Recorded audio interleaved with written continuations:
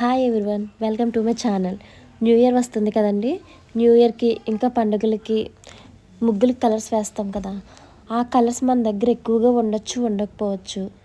మన దగ్గర ఉన్న కొద్ది కలర్స్ని కాస్త ఎక్కువగా ఎలా చేసుకోవాలో నేను మీకు 3 టైప్స్లో చెప్తాను.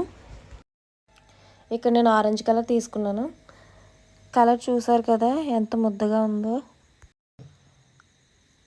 అందులో మిక్స్ చేసుకోవడానికి సాల్ట్ తీసుకున్నాను. 3 స్పూన్స్ సాల్ట్ వేసుకుంటున్నాను. కలర్ 1 స్పూన్ సరిపోతుంది. కలర్ ఉండలు లేకుండా బాగా కలుపుకోవాలి. వాటర్ అస్సలు వేయకూడదు, సాల్ట్ కదా కరిగిపోతుంది. చూసారు కదా కలర్ చేంజ్ లేకుండా ఎంత బాగుందో. చేతికి అంటుకోదు, పొడి పొడిగా ఉంటుంది. ఇక్కడ గ్రీన్ కలర్ తీసుకున్నాను. ఇక్కడ నేను ఇసుకని తీసుకున్నాను.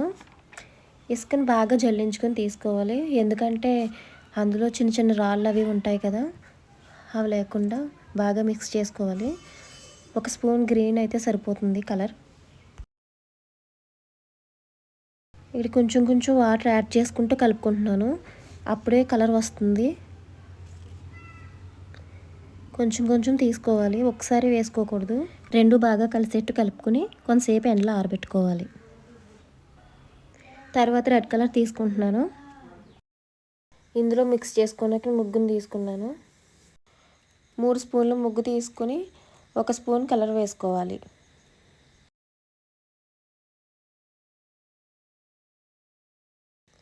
రెండు బాగా కలిసేటట్టు మిక్స్ చేసుకోవాలి.